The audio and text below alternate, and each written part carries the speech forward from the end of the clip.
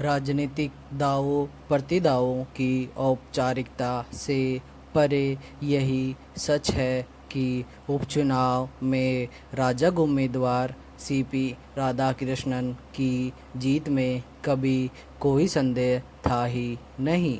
पर हार जीत का उम्मीद से अधिक अंतर और भी बहुत कुछ कहता है। उपराष्ट्रपति चुनाव में संसद के दोनों सदनों के सदस्यों वाला निर्वाचक मंडल मतदान करता है, इसलिए चुनाव के पहले ही समीकरण समझ पाना मुश्किल नहीं होता। फिर भी चुनाव परिणाम की घोषणा तक दिलचस्पी बनी रहती है, क्योंकि उपराष्ट्रपति चुनाव में पार्टी व्हिप जारी नहीं होता और अंतरात्मा की आवाज़ पर क्रॉस वोटिंग की संभावनाएं जगाई जाती हैं। इस बार भी ऐसा किया गया। अंतरात्मा की आवाज़ का नारा तो विपक्षी गठबंधन इंडिया की ओर से दिया गया, लेकिन उपलब्ध समर्थन से भी 25 मत ज़्यादा राजग उम्मीदवार राधा कृष्णन को मिल गए। निर्वाचक मंडल में राजग के पास 427 वोट थे, लेकिन राधा कृष्णन को 452 वोट मिले।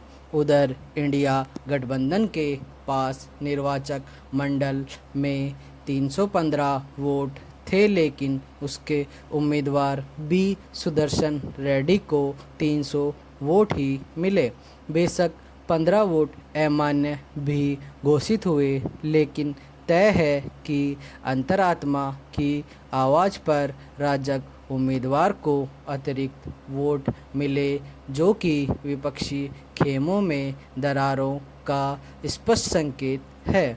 पैरा उपराष्ट्रपति चुनाव के लिए मतदान से पहले सांसदों को क्रॉस वोटिंग की प्रक्रिया की बाकायदा मॉक एक्सरसाइज भी करवाई गई थी। उसके बावजूद 15 वोटों का अमान्य घोषित होना अनुत्तरित सवाल खड़े करता है। राधाकृष्णन को 25 वोट अतिरिक्त मिलने तथा 15 वोट अमान्य हो जाने पर टीका टिप्पणी का सिलसिला अभी चलेगा, लेकिन यह तो मानना ही पड़ेगा कि सत्तारूढ़ राजग ने बेहतर प्रबंध का परिणाम दिया है, जबकि इस चुनाव को वैचारिक लड़ाई बताने वाले विपक्ष उसमें सेंध लगाना तो दूर, अपने गठबंधन को भी एकजुट नहीं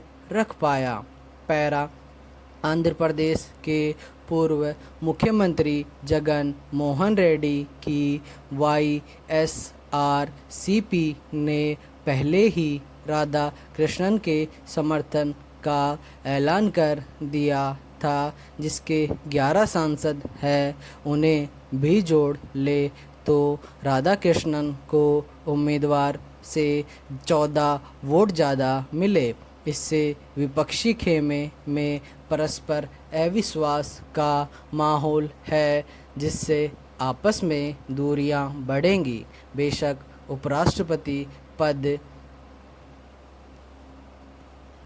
के लिए उम्मीदवार चयन से दोनों ही गठबंधनों से राजनीतिक बिसात बिछाने की कवायद की थी। दक्षिण भारत में अपनी सत्ता का एकमात्र दुर्ग कर्नाटक भी कांग्रेस के हाथों गंवा चुकी भाजपा ने तमिलनाडु के ओबीसी समुदाय से आने वाले संघ के स्वयं सेवक राधाकृष्णन का दांव लगाया, जबकि विपक्ष ने आंध्र प्रदेश से अलग होकर पृथक राज्य बने तेलंगाना के किसान परिवार में जन्मे सुदर्शन रेड्डी पर। राधा कृष्णन झारखंड के बाद महाराष्ट्र के राज्यपाल रहे, जबकि रेड्डी सुप्रीम कोर्ट के सेवानिवृत्त न्यायाधीश हैं। राधाकृष्णन को उपराष्ट्रपति बनाने से दक्षिण भारत में भाजपा के समर्थन में कितना माहौल बन पाएगा यह तो भावी चुनाव ही बताएंगे, लेकिन तमिलनाडु के सत्तारूढ़ द्रमुक गठबंधन में सेंध मारी में उसे सफलता के संकेत नहीं मिलते। बेशक रेड्डी की उम्मीदवारी के जरिए आंध्र प्रदेश से समर्थन जुटाने का इंडिया का दाव भी नाकाम रहा। राज्य में भाजपा के साथ गठबंधन सरकार चला रहे चंद्रबाबू नायडू की तेलुगु देशम पार्टी तो छोड़िए, प्रमुख विपक्षी दल YSRCP तक ने रेड्डी को समर्थन नहीं दिया।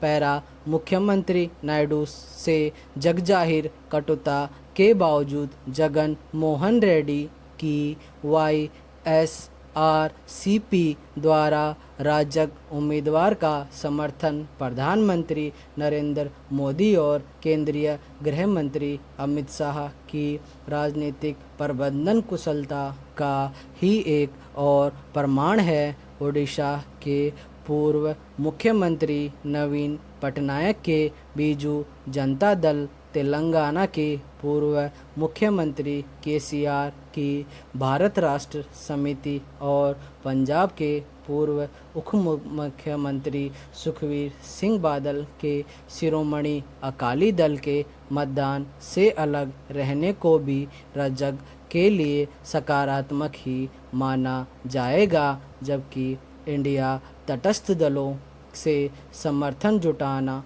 तो दूर अपने गठबंधन को भी एकजुट नहीं रख पाया। राधाकृष्णन को झारखंड और महाराष्ट्र से अतिरिक्त समर्थन मिलने की बात कही जा रही है। वे इन दोनों राज्यों के राज्यपाल रहे।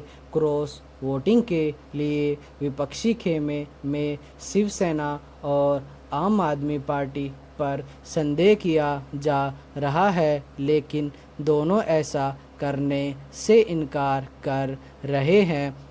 पैरा हमारे राजनेता हार में भी जीत दिखाने की कला में माहिर होते हैं, सो आश्चर्य नहीं कि 952 वोट से अपने उम्मीदवार की हार के बावजूद इंडिया ब्लॉक इसे अपनी नैतिक जीत बता रहा है। बेशक विपक्ष का वोट शेयर पिछले राष्ट्रपति चुनाव के मुकाबले 26% से बढ़कर 40% हो गया है, लेकिन 2022 और 2025 के राजनीतिक समीकरणों की तुलना ही अतार्किक है।